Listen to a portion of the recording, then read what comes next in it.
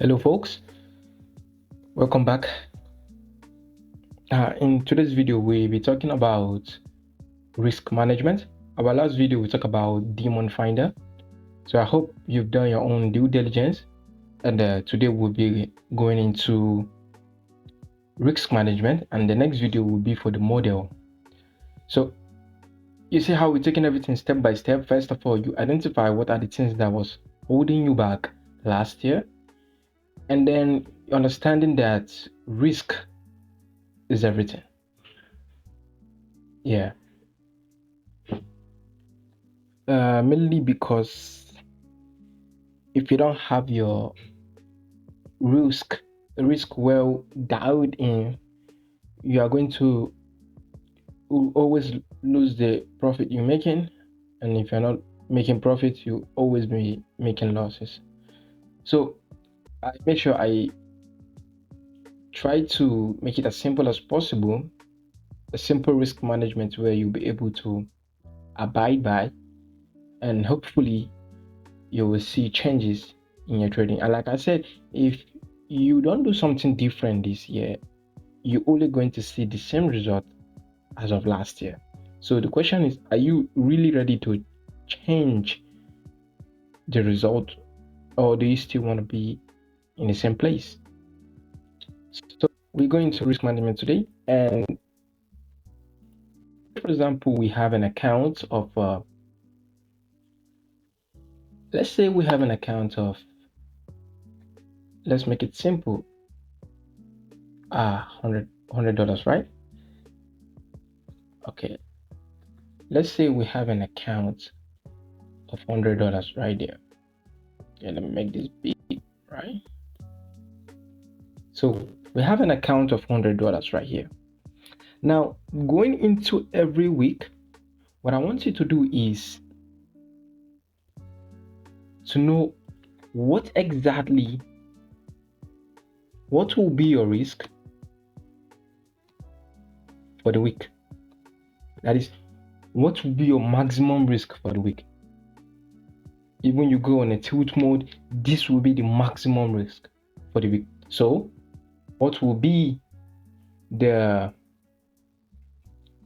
max risk for the week? This, you have to answer this question, and you have to look at your account size and say, okay, since that $100, okay, what am I willing to risk for this week? That is the first question you need to ask yourself. So that will be something you select yourself. You need to know how much you're willing to lose. There are people that are willing to won't lose the whole $100. There are people that are only willing to lose $50. There are people willing to lose say $200. There are people willing to lose $70. So it all depends on what you are willing to lose. So let's just say you are willing to lose $100 for the week. Now, since $100 is what you are willing to lose, sorry, $10. Sorry, I want to say $10. $10 is what you are willing to risk for the week. Okay, then you've defined your risk for the week. Now, the second thing I want you to now have in mind is that I think I'm having a network issue. The second thing you have in mind is that now, since you have $10, that is what you are willing to risk for the week. Now, what you're going to do, which is where it all starts to get interesting. I think I'm having issues of network. I don't know. Okay. Now, your trades that you'll be taking for the week will all be from this $10. Yeah, it will all be from this $10. But you see, not necessarily that you have to risk the whole $10. Not necessarily. This is just the max risk. It could be that at the end of the week, you don't even risk more than, say, $5. But the idea is just to have this $10 as like a circuit breaker, where once you reach this $10, whatever it is, you are done. Okay, so now going into the week, you want to trade. You right now, what you are doing is you are looking at the $10 and see how much are you willing to risk for this trade. And say your account is going for, say, 1:3. You are looking for 1:3 risk to reward. So you are immediately looking at, okay, what amount do you want to risk for this particular trade? Now, if what you are willing to risk for this from this $10, say you are willing to risk $2. If that is what you are willing to risk for a particular trade, you're willing to risk $2, then it means that your risk to reward, if you leave it, you set a stop loss and you set your take profit at 1:3 at everything, that will be $6, right? So say you hit your take profit and now you've made $6. Okay, I don't know, I think I'm having issues with network. Well, anyways, you have $6 right here as your profit. Now, does that mean that your next trade,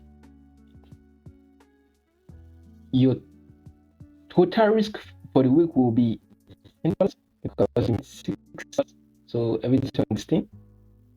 No, that is not it. Does that mean that your next trade, your risk will still remain $10 because you did not lose on your previous trade? No, that is not the answer. What will be the answer is that now your next trade, your maximum risk for the week will now be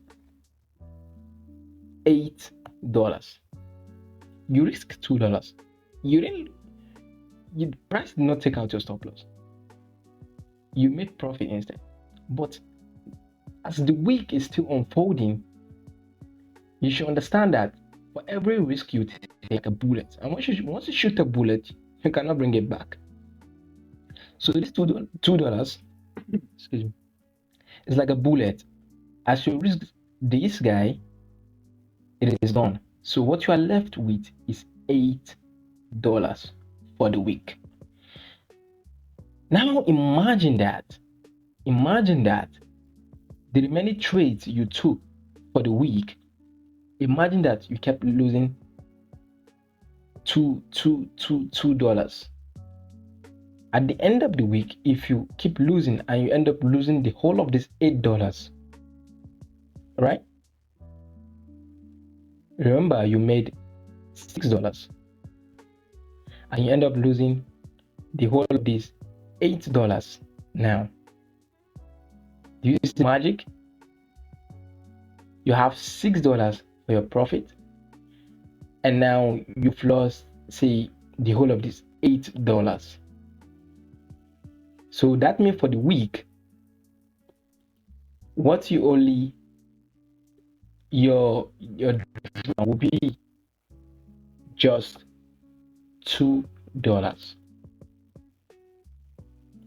This is when you end up losing the whole of this $8.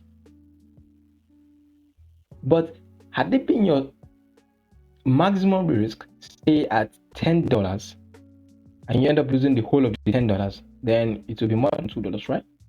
So you can see how we are trying to mitigate the downside. That is the idea. Now imagine that you did not lose a trade. Imagine that, okay, now you take a next trade and say you end up risking same $2, and this time around say you made, say, $5, right? As you are risking the $2 for this trade, that means $5. Okay, your next trade, since you risk $2, your maximum risk for the week will now drop down to $6. You see the magic? It will drop down to $6. Now, for the week so far, you've made $6, you've made $5, and adding this up, this is $11. So if you end up losing the whole of the $6, you still have $5 left. Isn't it amazing? Now imagine you will allow the risk to be still 10. If you end up losing the whole of this 10, then at the end of the week, you only made $1. If you allow the risk to stay at $8, at the end of the week, you are left with what? $3. But because you are dropping it down, if you end up losing this $6, you are left with $5. Do you see how you're mitigating the downside while also trying to make sure your account stays positive? That is the fantastic thing about this risk management that I cooked. So, having this risk management dialed in, have it in your notes.